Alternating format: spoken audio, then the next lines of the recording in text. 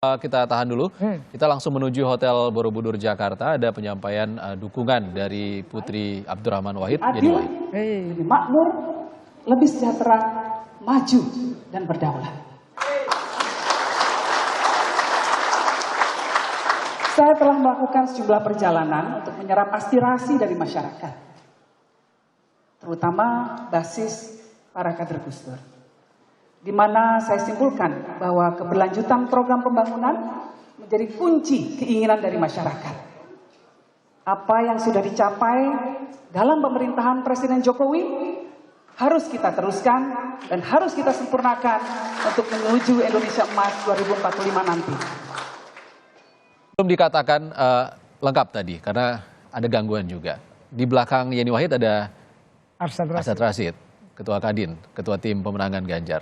Sudah pasti mendukung Ganjar dong? Ya, kelihatannya iya, sangat clear ya bahwa tadi dari gambar yang ditayangkan Kompas tadi terlihat bahwa Mbak Yeni Wahid di belakangnya ada Arsyad. Artinya Mbak Yeni ya dukungannya kepada Pak Ganjar, Pak Mahfud MD. Dan itu mungkin sudah dikalkulasi ya oleh Mbak Yeni begitu. Dan saya sih meyakini ya mungkin itu jalan terbaik bagi Mbak Yeni untuk katakanlah yang memenangkan pasangan tersebut. Politik itu pilihan untuk mendukung siapapun ya sesuai dengan visi misinya, sesuai dengan keinginannya, sesuai dengan kepentingannya. Ya kita hargai apa yang disampaikan oleh Mbak Yeni Wahid karena itu dukungan politik. Tentu semua punya konsekuensi, ada konsekuensi positif dan negatifnya. Artinya mungkin kalau menang ya dapat sesuatu, ya kalau kalah ya seperti apa. Tentu punya konsekuensi itu. Pilihan ya? Pilihan. Tapi kan sebelumnya ada juga pilihannya kedekatan dari Yeni Wahid dengan Prabowo Subianto, bertemu juga dengan Prabowo Subianto dan juga bertemu dengan Ganjar Pranowo. Kira-kira kenapa pilihannya ke Ganjar Mahfud? Ya betul, Mbak Yeni sangat dekat dengan Pak Prabowo.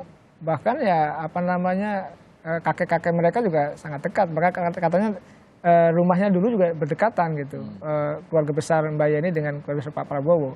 Tapi kenapa memihak atau memilih kepada Pak Ganjar dan Pak Mahfud MD? Tentu saya tidak tahu hitung-hitungan kalkulasi, tapi itu tadi hak pribadi. Tapi saya melihatnya mungkin ya bahwa selama ini Mbak Yeni Wahid mungkin sudah istikharah, sudah jalan juga ke sana kemari gitu ya, menyerap aspirasi gitu ya.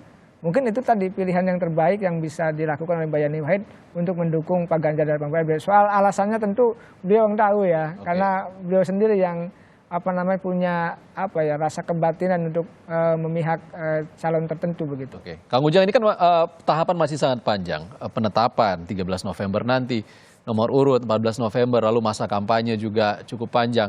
Artinya manuver-manuver dukungan nanti yang lebih banyak muncul kira-kira ya. Seberapa pengaruh dukungan-dukungan dari tokoh-tokoh ini nanti kepada elektabilitas Capres-Cawapres? Ya penting ya, dalam konteks konstruksi masyarakat kita yang masih patron klien. Artinya ada pemilih rasional. Pemilih rasional itu ya independen, menentukan sikap memilihnya berdasarkan kepada penilaian pribadi. Tetapi juga kan ada masyarakat yang mohon maaf ya belum terdidik, yang masih irasional dalam menentukan sikapnya itu.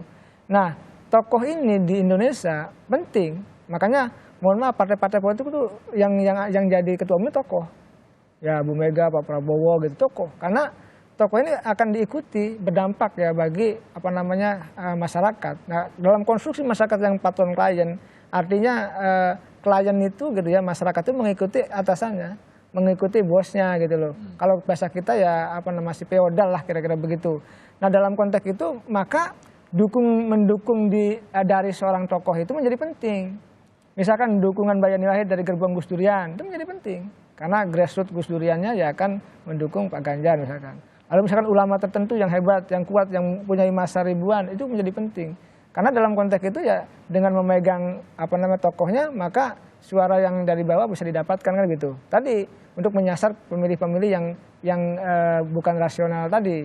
Nah dalam konteks itu maka dukungan para tokoh itu menjadi penting. Dan gini Bang, di hidup ini kan ada dua Bang, orang hebat itu. Satu penyandang dana, jadi kalau abang orang kaya nih, pengusaha penyandang dana itu kuat hebat kan. Wah bisa sumbang sana sini. Dan hidup kalau punya duit gagah gitu kan. Nah, itu. Yang kedua penyandang nama, punya nama besar. Nah dan dari kedua ini yang hebat ya dua-duanya. Dia punya dana, punya nama, itu keren. Nah dalam konteks dukung-mendukung itu tadi, ada juga yang tokoh yang punya dana besar dukung-mendukung gitu, itu juga pasti akan diikuti oleh orang-orang punya duit. Nah yang Mbak Yani Wahid nih, penyandang nama, punya nama besar.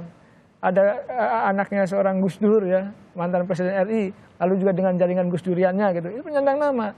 Nah penyandang nama juga diikuti juga oleh pengikut-pengikutnya itu. Itulah kenapa pentingnya seorang aktor, seorang tokoh politik ya dalam konteks dukung-mendukung. Makanya kan kalau tokoh seperti Mbak Yani Wahid kemarin itu dapat kabar saya ketika beliau di Semarang itu diperebutkan oleh dua kubu.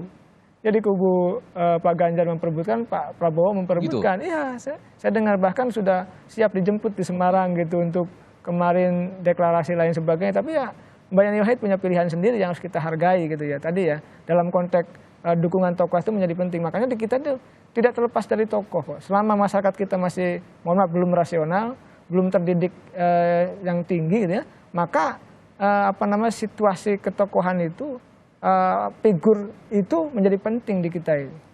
Itu yang harus menjadi catatan kita. Makanya di semua tempat, di banyak tempat termasuk partai politik, maka mengambil tokoh-tokoh daerah kan untuk dijadikan tokoh di partai politik. Semua institusi kepartaian itu membutuhkan figur-figur tertentu.